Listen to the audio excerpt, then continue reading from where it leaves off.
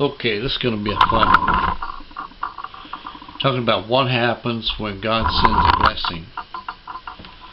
Or to put it in the terms of the sinner world, what would happen if you win the lottery? I'm not talking about $5 or $10. I'm talking about $5 or $100,000. You know, 5 or 10 million. What happens when God sends a blessing?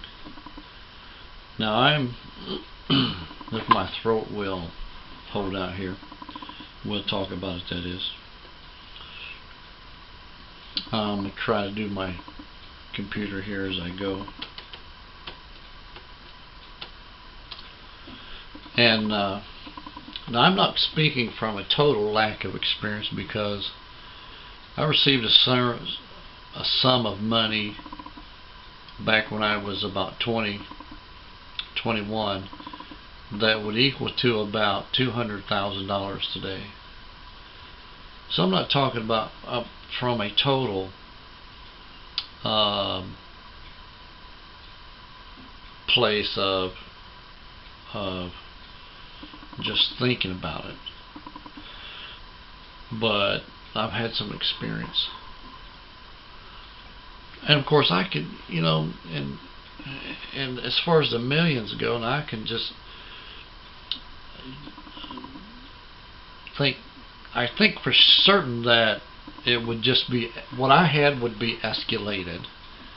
You know, I had friends come out of the woodwork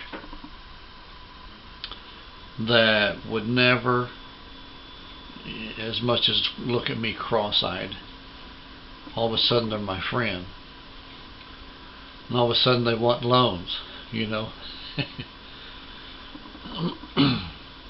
Family come and live with you that ordinarily wouldn't walk across the street to visit you. And well, I still think I have some of my family that's upset with me over that. Even though I hadn't done right or wrong to them. Excuse me. But I'm thinking about the good things that happen with that.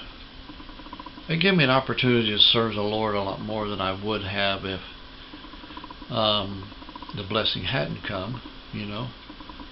I was able to be sustained. God blessed me and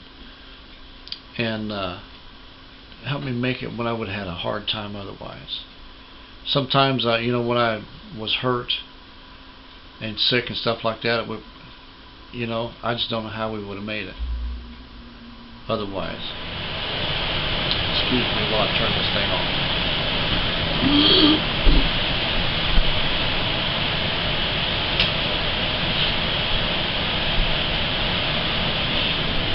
I'm not going to try to overtalk my super powered heater.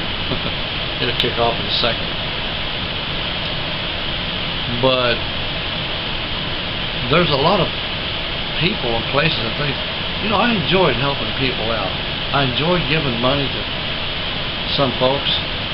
I gave money to my dad. A large amount of money I gave to my dad. And it was fun seeing people that would turn to you for help. And it's fun seeing folks that would reference you that didn't know you existed before.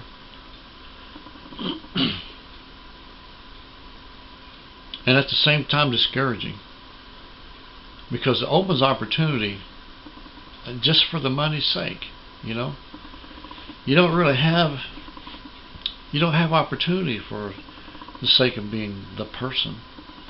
You know, and I'd imagine that's why Jesus chose not to be rich here on the earth, because folks would have followed him around for the money.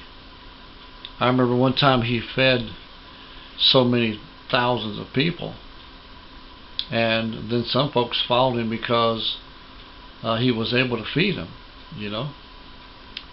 And boy, folks still do that today. People live on welfare and they live on Social Security even though they don't need it, and they just follow the money. I know some folks that act like they're rich and don't hardly have 2 cents to rub together, Particularly this one friend of mine who obviously loved the Lord. A lot of evidence in his life that said that he did, but he couldn't talk himself into being honest. He would go out and make a deal. He'd pull out his preacher card and say, "Look, I'm a preacher. I wouldn't hurt you. I wouldn't lie to you." And he would make the deal, and before he got halfway through of doing his end of the bargain, he'd stop and just quit. He would get the money up front, and it'd be over with. He'd just leave them people right in the dirt, give them half of what they deserve to have. And he would get a little bit of change in his pocket. He'd walk around and rattle it every once in a while to make sure it was still in there, I guess, And he was a rich man, even though he didn't hardly have any money at all. He was a rich man because he sure followed after money a lot. There's a lot of people that do that. They follow after money. But it seems to me like the people that God blesses is with money is those that don't follow after money. A friend of mine, preacher, that he continuously making deals, and he'd been in Amway and programs like Amway time after time after time again, and he just never ever stops trying to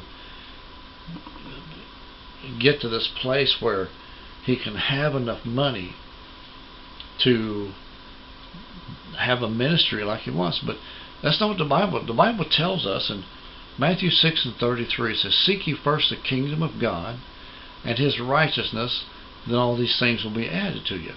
Things. That's everything money can buy. And I wish I could sit here and talk to you about this for an hour, but time is not on my side right now, and we may talk about this some more later. I already put on 10 programs just talking about, do a little bit of research and get into some deeper things about what happens when God sends a blessing, But truthfully, I would rather God send a blessing like this.